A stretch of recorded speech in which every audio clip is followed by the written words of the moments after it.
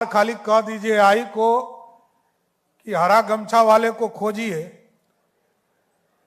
तो कितना जल्दी पकड़ा जाएगा। अपराधी पुलिस को चैलेंज करता हो तो उसको 48 घंटे में जवाब देना चाहिए, इससे कभी कोई बचा नहीं।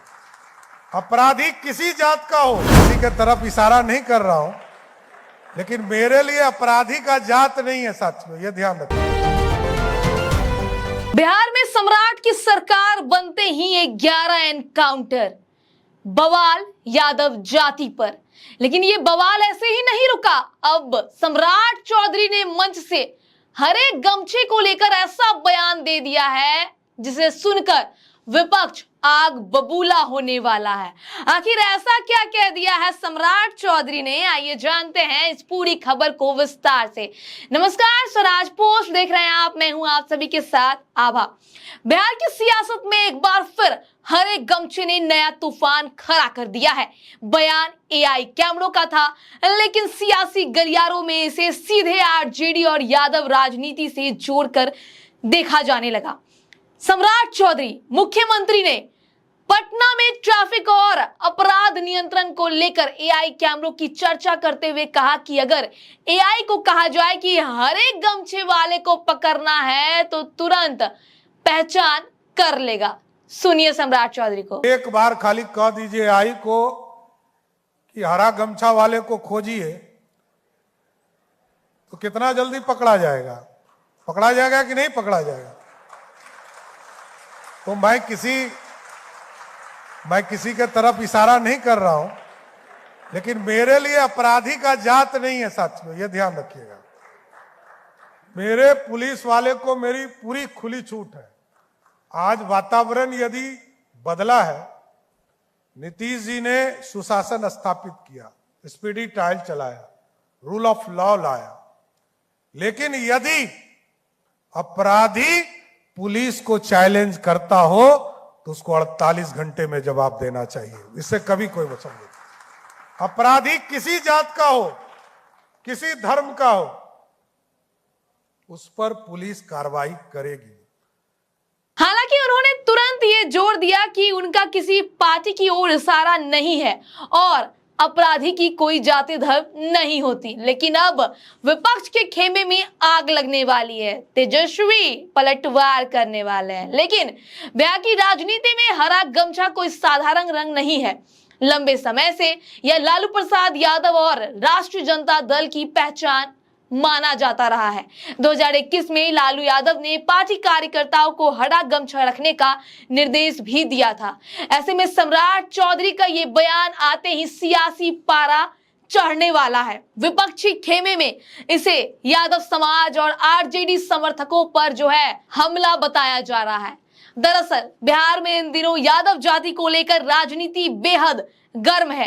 हाल के दिनों में पुलिस एनकाउंटर और अपराधियों पर कार्रवाई को लेकर विपक्ष लगातार सवाल उठा रहा है। नेता प्रतिपक्ष तेजस्वी यादव लगातार सरकार को घेर रहे हैं। पहले ही सरकार पर आरोप लगा चुके हैं तेजस्वी यादव के एक खास समाज को टारगेट किया जा रहा है, यानी कि यादव समाज। अब सम्राट चौधरी के हरे गमछे वाले बयान ने इस विवाद में और आग में घी डालने का काम कर दिया है।